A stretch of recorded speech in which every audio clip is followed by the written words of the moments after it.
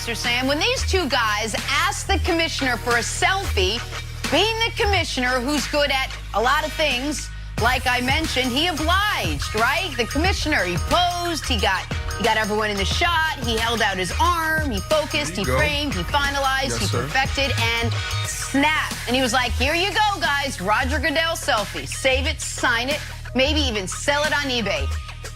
Except for one tiny thing, one small, tiny detail. Selfie was 95% guys, 5% Goodell.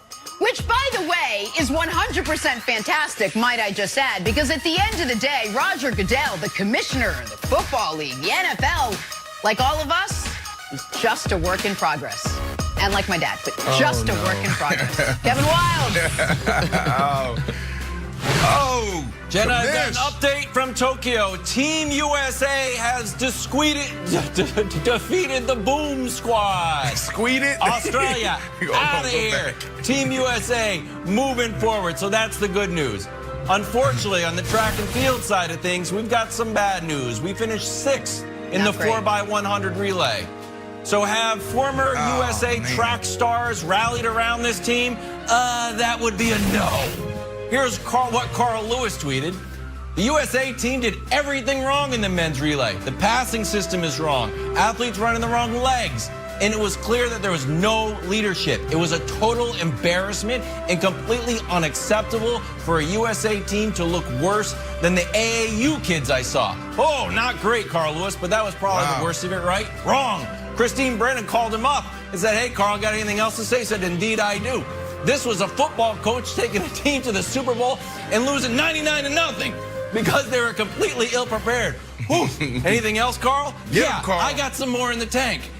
In America, sitting there rooting for the United States, they have this clown show. I can't take it anymore. It's just unacceptable. It is not hard to do the relay. So, to Carl Lewis's credit, he was not blaming the athletes. He's blaming the coaching, saying that guys were running the wrong legs. We haven't won the gold in the 4x100 relay since 2000, so better luck next year. And by next year, unfortunately, I mean 4 years. And get Carl Lewis involved in the leadership so you don't get torched next time. Shout out to Carl Lewis.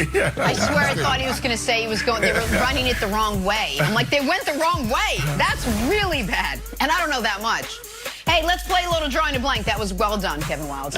Talking some Joe Burrow now. The Bengals quarterback not exactly sailing through camp this year, reportedly struggling in a pretty bad way, coming off the ACL surgery. A report from The Athletic said in part, throws that felt like layups last year are dropping harmlessly away from receivers or easily broken up by multiple defenders.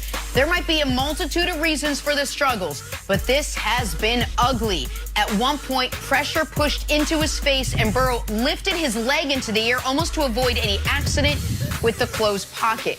Makes you wonder if the knee is still in his head, but that's strictly guesswork. Bottom line, there's no way to say his play looks comfortable at this point, and this isn't at all what you have seen from Burrow, even in the early camp moments of last season. All right, Brandon, break this down for us. Joe Burrow's reported struggles should have Bengals fans feeling blank. Jenna, sad. It should have them feeling sad. 2019, Joe Burrow takes the scene, and he goes out there in college football and lights it up. And he finds himself in a national championship. And he did what he did all season. He lit that up. And now he's in the locker room. He has a stogie in his hand. He's puffing on his stogie, celebrating. Confidence, strong. Everybody knew this was the guy. This was going to be the first overall pick, the #1 overall pick in the NFL draft. Fast forward, he gets on the scene. He lights it up in OTAs. He lights it up in camp. He lights it up in preseason. And then over the first 10 weeks of the regular season, he's lighting it up. Historic season. He's on pace to have a historic season as a rookie at the quarterback position. And then he gets hit. ACL, gone. MCL, damage. PCL, damage.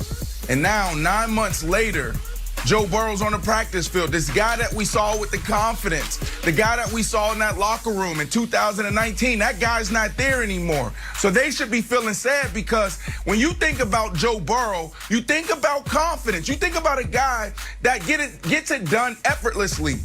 This dude is not there right now. Sometimes it may take a guy like Adrian Peterson 7 months to recover from an ACL. Sometimes it takes guys a little longer, like Frank Gore, and take a year or 2 years to get back. This is the dude that you've been waiting for. You had Carson Palmer there years ago, and since then, you had Andy Dalton, you had these other guys. But this is the dude. This is the dude that can get it done. And now he's in camp, and he's playing this way. This is sad, Nick, because Joe Burrow is a guy that can lead you to victory at least 7 to 8 games by himself. If you go back and watch last season, he was getting it done. So they should be sad. I'm sad because this dude is next level, and this injury is derailing the start of his career. It's brutal, and you just wonder if that was, unfortunately, the fork in the road moment of his career. You hope that's not the case. I know Joe a little bit. I like Joe a ton as a person. And this is, if you remember seeing the injury down on his own goal line against Washington, it was 3rd and short. They have him drop back to throw a bomb inexplicably, and he just gets his knee annihilated. And so, you know how Bengals fans should be feeling? I'm sorry, but they should be feeling awful Bengalsy. Like, yeah, of course. Like, yeah, we've been down this road before. We saw it with Kajana Carter on his 3rd touch in the preseason. There are certain franchises that are unfortunately just snake bitten. So I feel like the Bengals and maybe their fans can get on a Zoom call with some Clippers fans and do like some group therapy. At least the Bengals fans have the justification of they're the only football team in town. We got to be Bengals fans. But it's just, I feel terrible for Joe and for Bengals fans. Unfortunately, Wilds, they've been down this road before. You can't write him off, can't write his career off, obviously. But it was the worst case scenario for a #1 overall pick, and that's where they find themselves. Okay, so this is a sad scenario with a simple solution. Just be patient. When the injury happened, we were thinking 9 to 12 months. So he's already on an aggressive timetable. He's got this big knee brace on. So just have him rest. Target week 4. You're going up against Jacksonville. You got Trevor Lawrence. It'll be sort of a nice #1 pick battle.